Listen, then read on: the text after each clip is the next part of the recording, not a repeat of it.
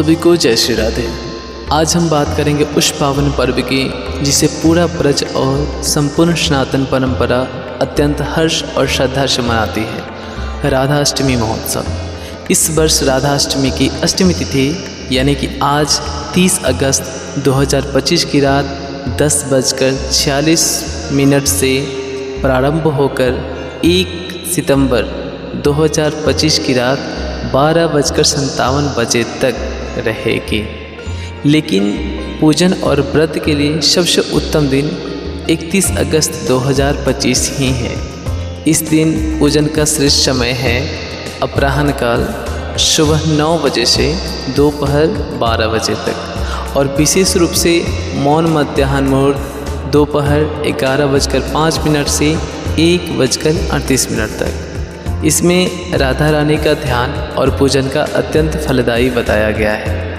राधा रानी केवल भक्ति की प्रतिमा ही नहीं बल्कि समर्पण और शुद्ध प्रेम के दिव्य स्वरूप हैं, और इसी दिव्य संदेश की गहराइयों को समझाने के लिए आज हम सुनेंगे आचार्य पंडित श्रीदेव कांत झा जी महाराज के पावन विचार।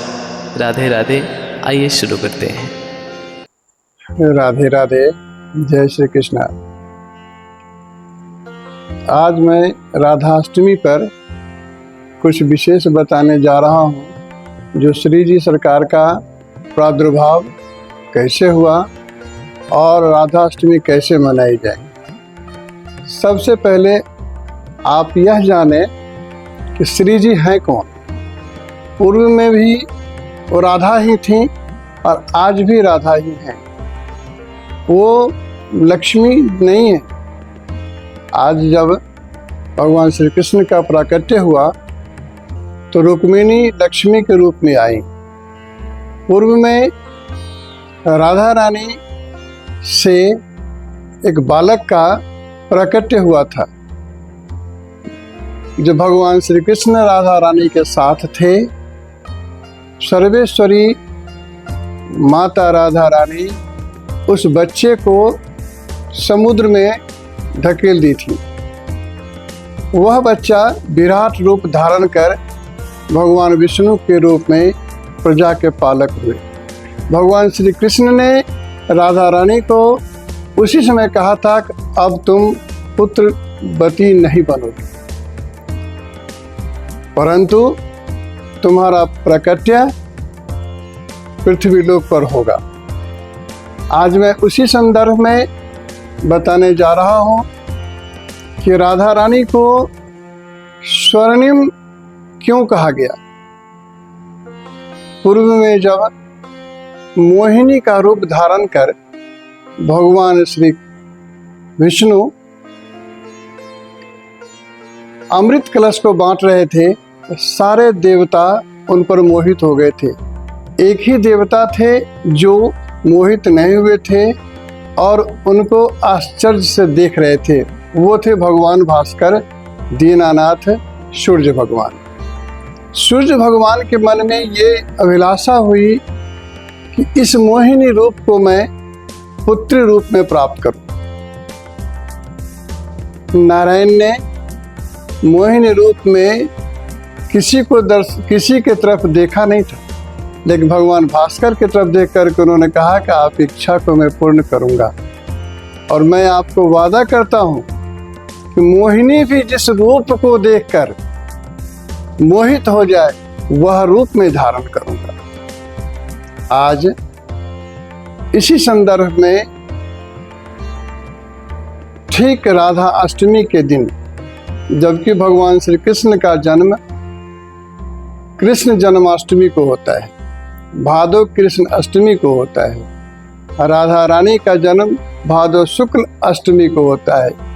भगवान श्री कृष्ण का जन्म आधी रात में हुआ, लेकिन राधा रानी का जन्म ठीक भास्कर के उदित होने के पूर्व समय में हुआ, और नीले कमल पर उनका प्राकट्य हुआ ठीक 4 कुछ मिनटों के बाद, जब भगवान भास्कर पृथ्वी पर आ रहे थे। उनकी प्रथम किरणें जब उस नील कमल के ऊपर परी, राधा रानी के ऊपर पड़ा, तो उनका कांति बिल्कुल स्वर्णमयी दिखी। विश्वभानु जो सूर्य के ही अंश से अवतरित थे, उन्होंने अपनी बेटी को गोद में लिया पुत्री समझ करके और कीर्तिदा को गोद भर दिया, मानो उनके ही कोख से जन्मी हुई राधा रानी बरसाने में आ गई। आज उसी श्री जी सरकार का मैं आपको ये बताने जा रहा हूँ कि उनकी आराधना कैसे करें। उनकी आराधना का स्वरूप है कि जिस प्रकार कृष्ण जन्माष्टमी को आप आधी रात से नहीं बल्कि पूरे रात भर कीर्तन भजन करते हैं, राधाष्टमी के दिन भी पूरे कीर्तन भजन करते रहें। और जब समय आवे प्रातःकाल ब्रह्म मुहूर्त में उठकर अपने नित्य क्रिया से निवृत्त होकर राधा रानी के प्रकट के समय को निहारें। और जब माँ राधा रानी प्रकट होती हैं 4-5 बजे के पहले, 4:30-4 के बीच आप उनको भजन कीर्तन के साथ उनका स्वागत करें। और उसके बाद राधा रानी को आप ये समझें किस समय व्रत करें, कैसे व्रत करें, क्या निराहार रह करके करें, फलाहार करके करें। तो व्रत के बारे में कहा गया है राधा रानी जी का व्रत निराहार नहीं किया जा सकता, उसे आपको फलाहार करना है, चाहे एक बार करें। तो दोपहर में उनकी पूजा की जाती है। राधा रानी का विशेष अभिषेक करें और उनको नीले वस्त्रों से सजाएं।